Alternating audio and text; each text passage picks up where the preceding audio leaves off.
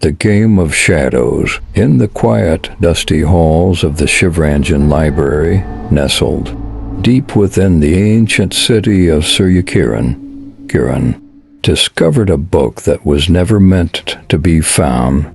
Its cover was worn, its pages yellowed with age, but its contents were alive with secrets. The book, titled The Shadow's Veil, whispered of a power older than time itself, a power hidden within the realm of shadows. Kiran, an unassuming librarian, had always been curious about the world beyond the city's cobbled streets. Raised by his grandmother, a keeper of old tales, Kiran grew up on stories of heroes and legends.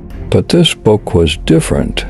It felt like it was written for him, as though the shadows themselves were calling his name. Late one evening, while poring over the book, in the dim light of his lantern, Kiran's fingers brushed against an intricate symbol drawn in dark ink, a symbol that seemed to shift when he wasn't looking directly at it. Suddenly, a chill filled the room. Shadows twisted, and the very walls of the library seemed to stretch and bend. His heart raced as his body froze, and for the first time in his life, he realized that he was no longer just a spectator to the stories of old.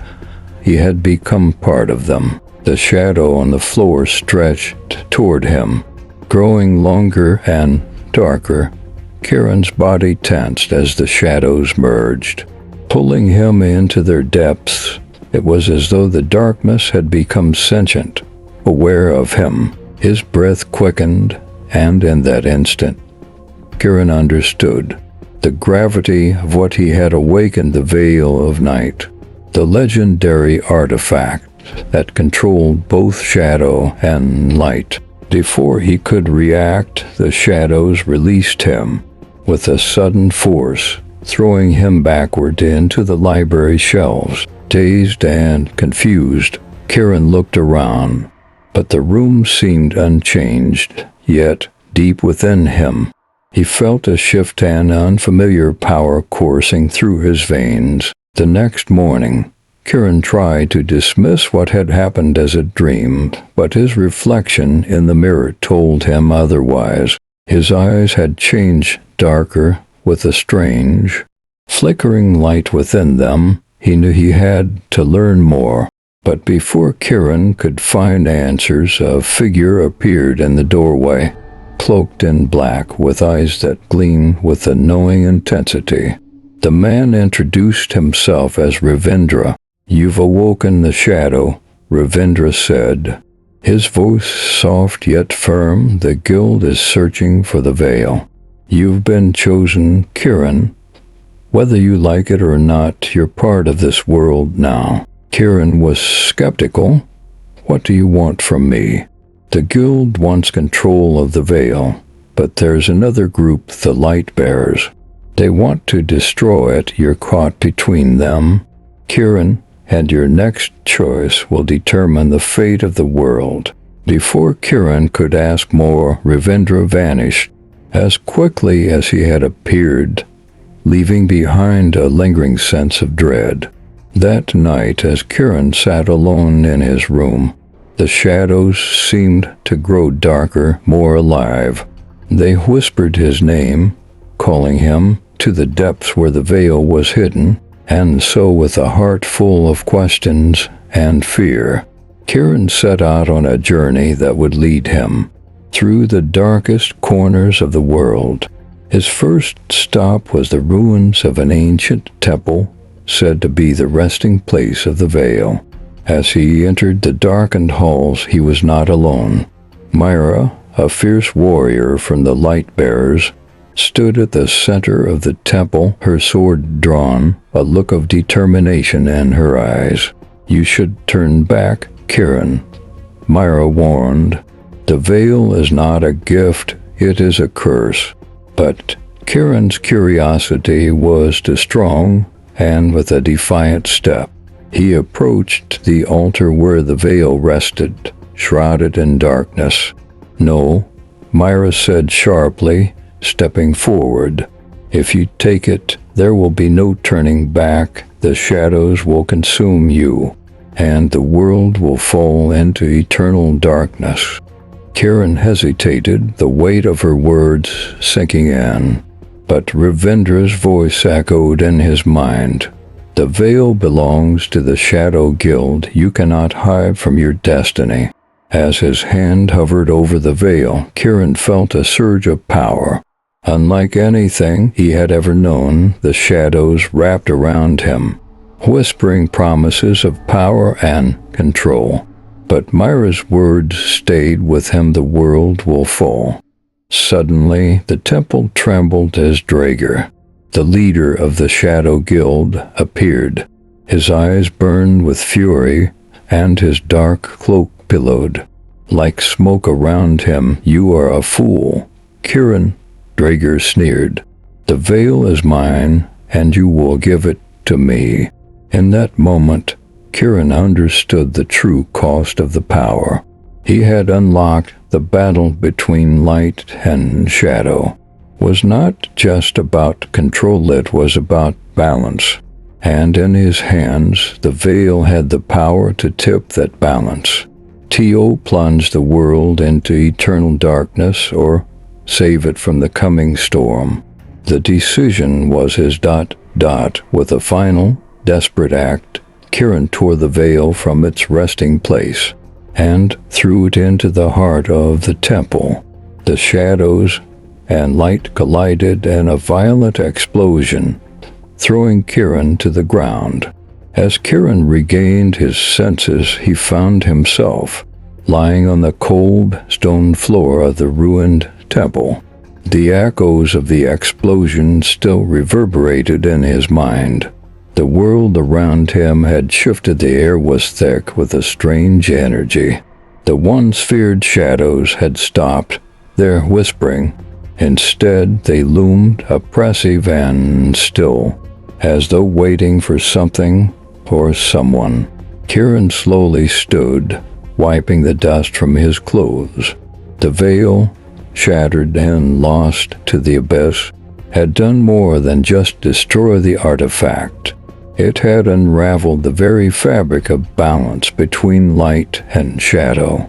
The temple was now in ruin, the walls cracked and crumbling.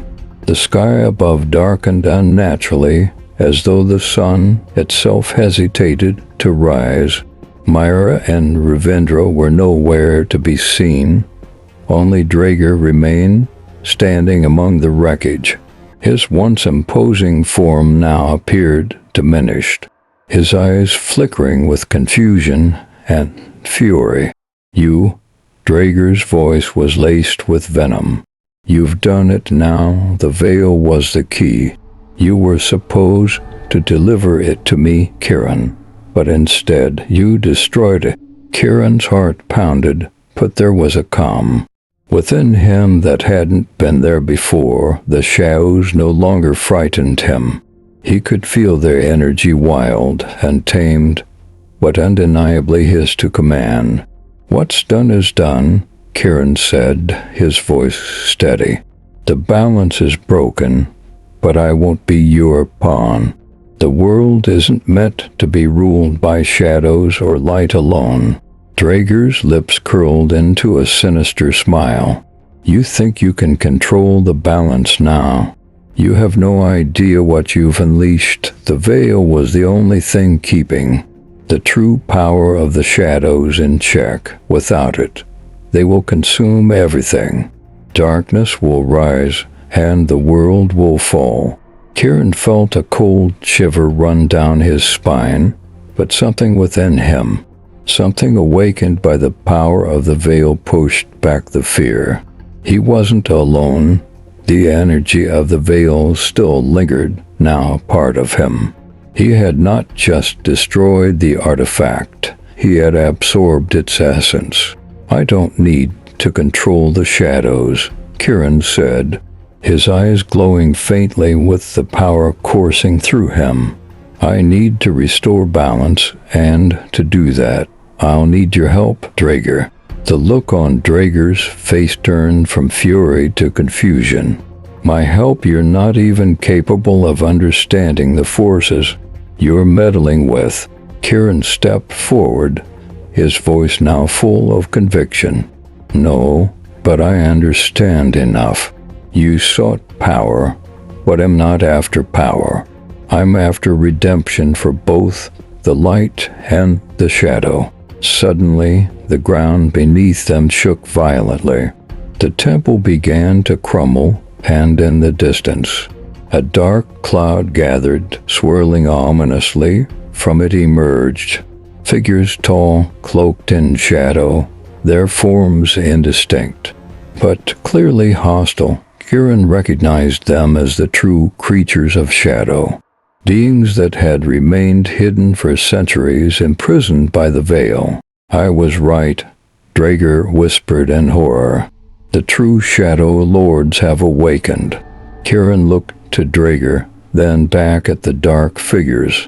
His heart raced, but this time there was no hesitation. The power of the veil was within him. He could feel the shadows. At his command he could shape them, mold them.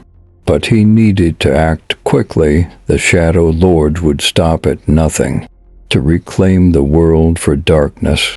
"I'm not here to rule, but if we don't act now, darkness will swallow the light entirely," Kieran said. "Help me stop them." Drager stood motionless for a long moment, his mind clearly at war. Then, with a bitter sigh, he nodded. "Fine, but know this, Kieran, the shadows do not forgive, and neither do I." Together, they set out to confront the Shadow Lords. Kieran knew it wasn't just a battle for power. It was a battle for the every soul of the world. If they failed, all would be lost. As they journeyed to the heart of the darkness, Kieran's powers grew stronger. He learned to control the shadows, not by dominating them, but by understanding them, by listening to their ancient whispers. He found that the shadows, though dark and dangerous, were not inherently evil. They were merely a part of the natural order, a force that could be as life-giving as it was destructive. The final confrontation took place in the ancient city of Nocteris, the birthplace of the Veil. The Shadow Lords stood at the center, their forms shifting and writhing like living smoke, their eyes burning with an otherworldly hunger. "This is the end, Kieran," the lead Shadow Lord intoned, his voice like the rustling of dry leaves. "The balance is broken. There is no returning to what was."